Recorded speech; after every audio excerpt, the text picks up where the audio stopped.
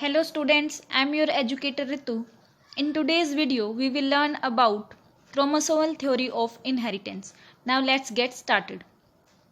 The knowledge of chromosomal segregation united with Mendelian principle was given by Sutton and Boveri.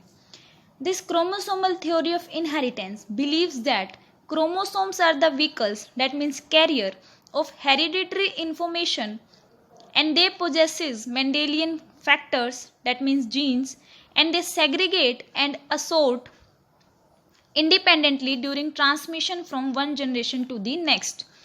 As we discussed in Mendelian principle, that means factors are segregate and separate independently during transmission from one generation to the next. Same, chromosomes also segregate and assort independently during transmission from one generation to the next.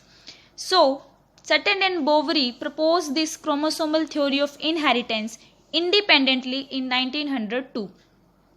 The two workers, that means Sutton and Boveri, found a close similarity between the transmission of Mendelian hereditary factor and behavior of chromosome during gamete formation and fertilization.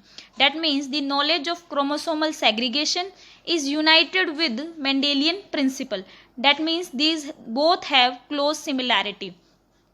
So they proposed that chromosomes were the carriers of Mendelian factors, as both show the same proportion. That means they carry the hereditary information, they segregate, they assort independently. So Sutton and Boveri suggested that chromosomes were the carriers of Mendelian factors, and it is the chromosome, not the genes, which segregate and assort independently during meiosis and recombine at the time of fertilization in the zygote.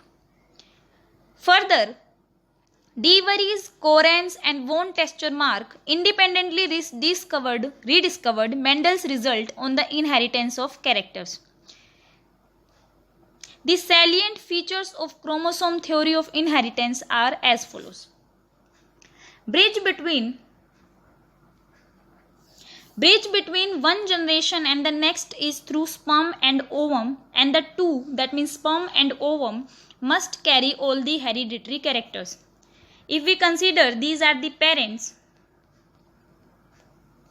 and this is the next generation, so the bridge will be some genetic material, some part which carry all the hereditary characters which can pass on from one generation to the next, that means from parents to the offspring.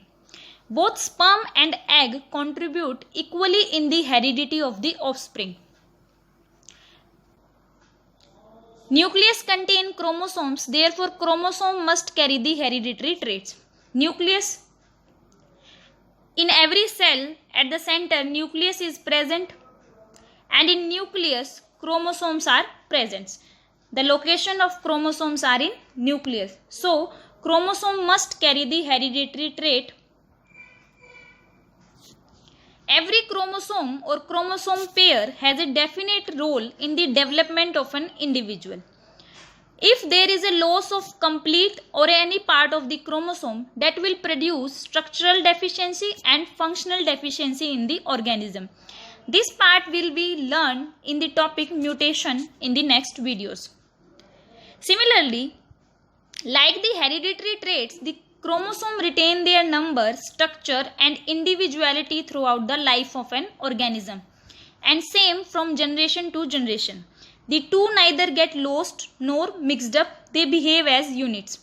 As the chromosome number never get decreased, never get increased, their structure never changed throughout the life of an organism. And if these hereditary traits pass on from parents to generation, then there also will be no change.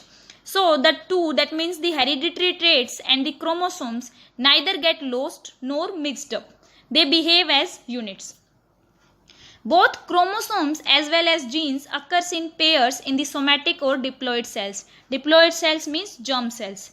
Germ cells which participate in fertilization that produce gametes, and somatic cells which do not participate in fertilization and don't produce gametes. So in both these cells, that means somatic cells or germ cells or gametic cells, chromosomes and genes were present in pairs. They always present in pairs. They always present in pairs. As we know that this, in human being, chromosomes are 46 in number, but pairs are 23 pairs. We always use this word, that means pairs. So this line states that chromosomes as well as gene occurs in pairs. Chromosome occurs in pairs and genes present on chromosomes, so genes also will present in pairs. A gamete contains only one chromosome of a type and only one of the two alleles of a character. If we considered height is the character, then the alleles were capital T and small t. And if the parent is capital T and the father is capital T and mother is small t and small t, then the gamete produced from father will contain only one allele, that is capital T, and if the gamete produced by female, that is mother, will also contain one allele in the gamete, that is small t. The gamete will contain only one allele, that is capital T or small t. The individual contain chromosomes in pairs, but the gamete contains in single, that means only one type and only one of the two alleles of a characters. If these are the alleles, then gamete will contains only one. These are the gametes that contain only one allele. The paired condition of both chromosomes as well as Mendelian factors is restored during fertilization. As we have discussed this, the chromosomes are present in pairs and the genes present on chromosomes, so they also present in pairs. So both the chromosomes and Mendelian factors is restored. Restored means there is no change, that keeps stable during fertilization. That means the paired condition will neither destroyed or deleted, and the character present on chromosomes is always restored during fertilization. Thomas Hunt Morgan and his colleagues gave experimental verification of chromosomal theory of segregation, and they work on tiny fruit flies. First of all, the chromosomal theory of inheritance was given by Sutton and Boveri independently, and then experimental verification of this theory was given by Thomas Hunt Morgan and his colleagues, and they work on tiny fruit flies named as Drosophila. Thomas Hunt Morgan is also known as father of experimental genetics.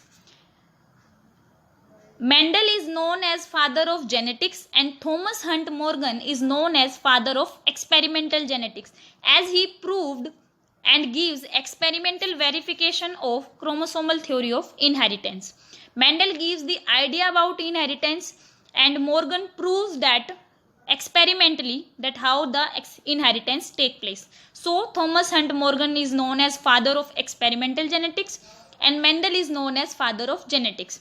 And mostly the work experimental genetics, that means mostly the experiments of genetics are performed on Drosophila. So Drosophila known as material for experimental genetics. So why the scientists use Drosophila as a material for experimental genetics?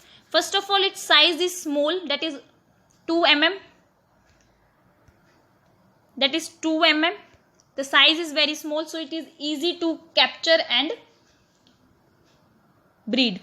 It is easily available.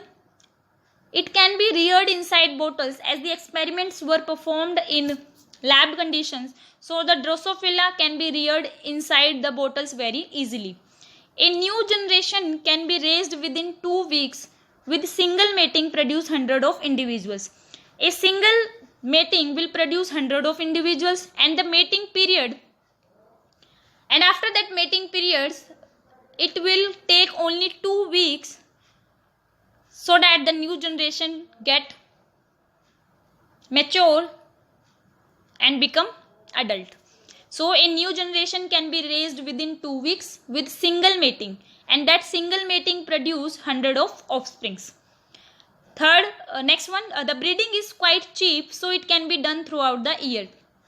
Generally, experiments are performed years to years, so generally scientists take that material which is not costly.